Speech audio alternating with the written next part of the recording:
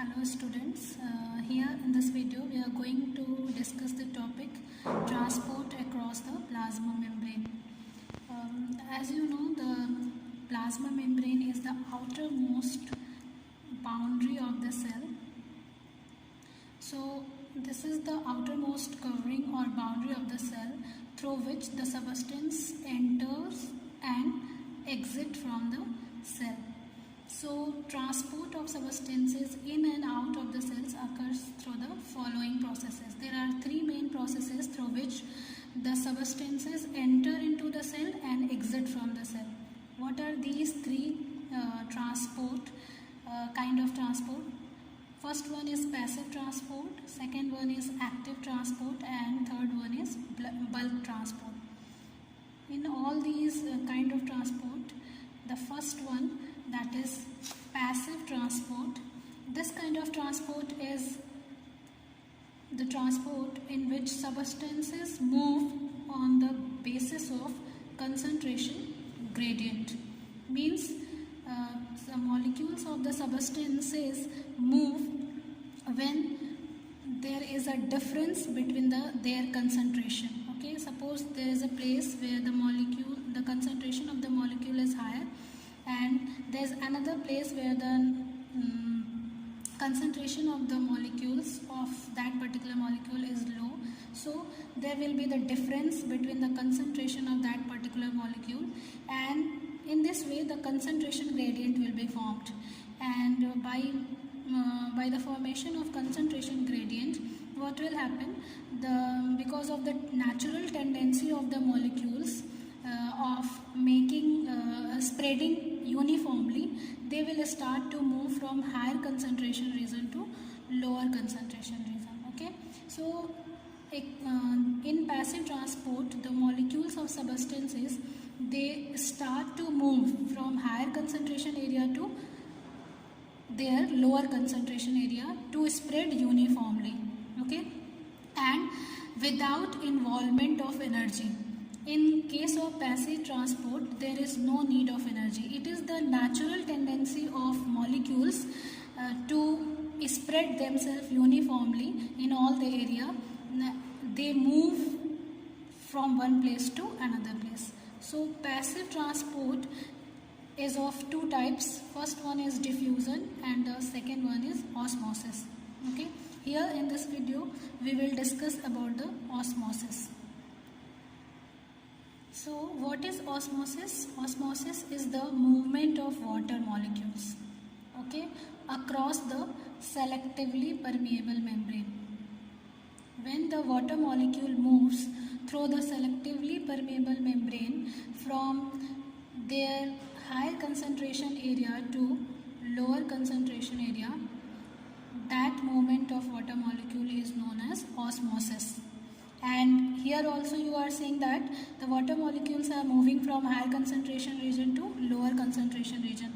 Means they are working on the concentration gradient. They are moving on the concentration gradient. Because there is a difference between the concentration of water, so the water molecules will have the natural tendency to move from higher concentration region to lower concentration region to spread uniformly. So when the water molecules move from higher concentration area to lower concentration area across the selectively permeable membrane, means this is very necessary. The presence of selectively permeable membrane is very necessary for the occurrence of the osmosis. So what can you say? You can say osmosis is the movement of water molecules through the selectively permeable membrane. Okay, and it is necessary to remember that it also doesn't require any kind of energy. It also works on the concentration gradient just like the diffusion. Now further, this osmosis is divided into two types. Okay, first one is endoosmosis and the second one is exosmosis. Okay, endoosmosis means when the water get inside the cell.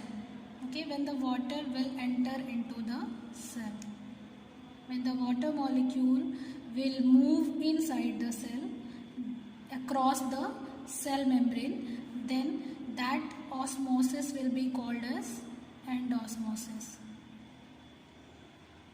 Okay, end means in, getting in. Okay, when the water molecule will move inward the cell through the plasma membrane, then that kind of osmosis will be known as endosmosis. Endosmosis means inside the cell. Okay, and the second one, exosmosis.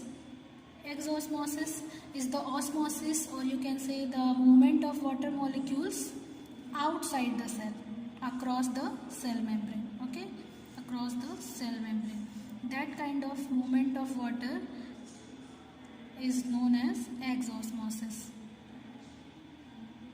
Ex means exit, means water is exiting from the cell, water is moving from the cell towards the outside. Okay, so osmosis, in case of cell, osmosis is of two types. First one is endosmosis and second one is exosmosis. When the water will move inwards the cell, okay, when the water will enter into the cell through the cell membrane, then it will be known as endosmosis. Okay, and the second one is when the cell will exit from the cell, then that osmosis will be called as exosmosis. Okay, now let us consider the condition in which endosmosis and exosmosis will take place. Suppose there is a cell in any medium or in any surrounding, and in that surrounding the concentration of water is high in comparison to the inside of the cell. Okay, suppose there is a cell and you have kept it in any condition or in any medium in which the water concentration is more outside of the cell in comparison to the inside of the cell. So what will happen? Okay, here you can see the concentration of water is outside the cell is more. Okay, it is higher, and in comparison to the outside, inside of the cell having less amount of water. So the concentration gradient will be formed. Here the direction of the water will be from outside towards inside, means the water will start entering into the cell to spread uniformly. Okay, so endosmosis will be taken place. Okay, and now the solution or the medium in which you have kept the cell, where the surrounding medium has higher water concentration in comparison to the inside of the cell, that medium, that surrounding will be known as hypotonic solution.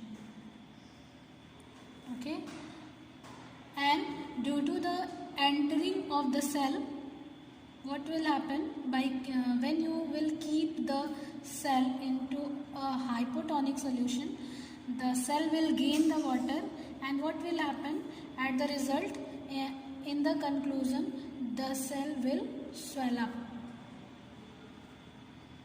Okay, so you can say that endosmosis takes place when we keep the cell into a hypotonic solution, or you can say when the cells get any medium in which the solution or the is hypotonic, then the cells start to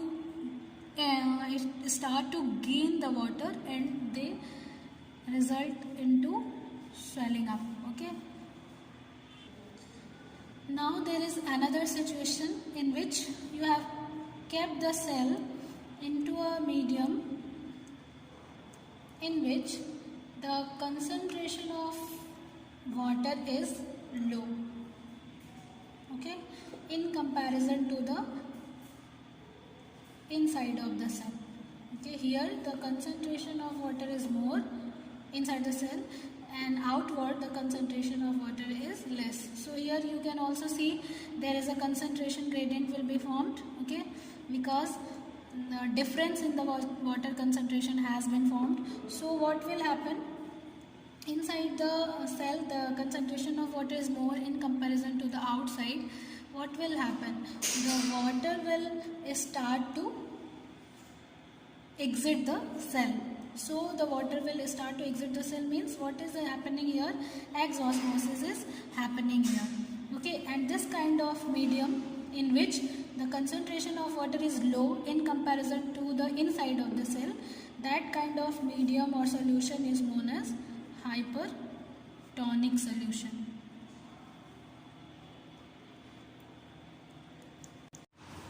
Now you can say that when a cell is kept in a hypertonic solution, exosmosis takes place, and due to the loss of water, cell starts to shrink.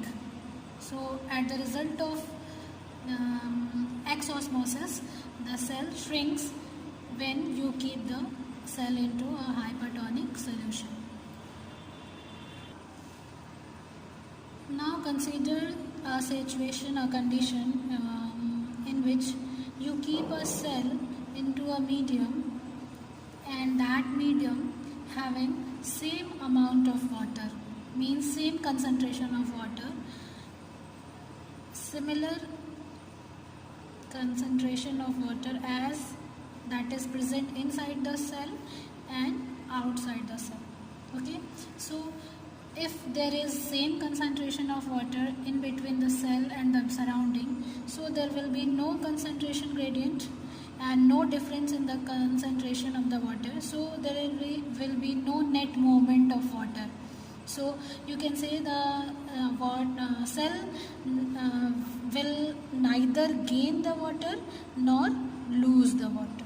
Okay, nothing will take place. Okay, and this kind of medium or solution is known as isotonic solution, in which the concentration of water is equal as inside the cell. Okay, so in isotonic solution no net movement of water take place and the cell will remain same, neither it will swell up nor shrink. Now you have to understand about the importance of osmosis in the cell. Okay, the first one is entry of soil water into the root occurs through the osmosis. As you know, the roots of the plants, they take up the water from the soil. So the cells of the root take up the water from the soil through the process of osmosis. This is the important verb. Okay, second one is cell to cell movement of water occurs through the osmosis. In case of plant, the movement of water from one cell to another cell is taken place through the process of osmosis. The third one is living cells remain turgid by the osmosis. The plant cells the plant cells take the water from their surrounding through the process of endosmosis and remain turgid, means they remain swollen. Okay, the fourth one is the stomata open and close in response to the increase or decrease in the osmotic pressure of the God cells. As you know, the stomata are the little opening found on the lower surface of the plant's leaves. Okay, leaves of the plants, and that stomata are surrounded by the guard cells. Okay, and these guard cells are responsible to open and close the stomata. Okay, to open and close the stomata. What will happen when at the time of opening, the guard cells take up the water, okay, and become curved and open the stomata, and at the time of closing they lose the water. Okay, they lose the water and become flat and close the stomata, close that opening. So you can understand the importance of the endosmosis and exosmosis here.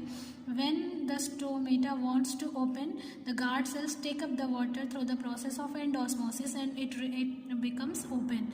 And at the time of closing, what does it do? It removes the water through the process of exosmosis and becomes flat and close the stomata. So these are the importance of osmosis. Now you have to differentiate between the diffusion and osmosis. You must know what is the difference between the diffusion and osmosis. Okay, what is diffusion? Diffusion is the movement of molecules of any substance from a region of higher concentration to a region of lower concentration. Okay, and what is osmosis? Osmosis is the movement of water. Okay, here you will have to remember, in the osmosis we are talking about the water. Okay, so movement of water molecules through the selectively permeable membrane from higher concentration region to lower concentration region. In both the cases, the molecules are moving from higher to lower concentration region, but in case of osmosis, we are talking about the movement of water molecules. And here the point to remember is across the selectively permeable membrane. Osmosis always happens when there is the presence of selectively permeable membrane. In the absence of selectively permeable membrane, no osmosis will take place. Second point is diffusion occurs in solid, liquid or gaseous medium. Means you can say diffusion is found in all the medium of the state of matter, in all the medium. Okay, it is found in solid also, in liquid also, and in gaseous medium also. Means the solid molecules also move along the concentration gradient from higher to lower concentration region, liquid also and gases also. But in case of osmosis, it only occurs in the liquid medium. Okay, it occurs only in the liquid medium. The third point is it doesn't require any semi-permeable membrane. Means diffusion doesn't require any semi-permeable membrane. It occurs without the presence of semi-permeable membrane. But in case of osmosis, it is compulsory. Okay, the presence of semi-permeable membrane is compulsory. Means the water molecules move across the semi-permeable membrane. Okay, so these are the basic difference between the diffusion and osmosis.